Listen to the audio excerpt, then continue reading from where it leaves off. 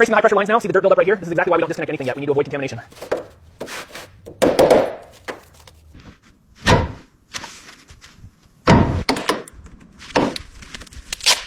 Before we open any lines, the pressure must be released. Lead screw, 1 full turn, then height lever to lowest. Remember, cleanliness matters.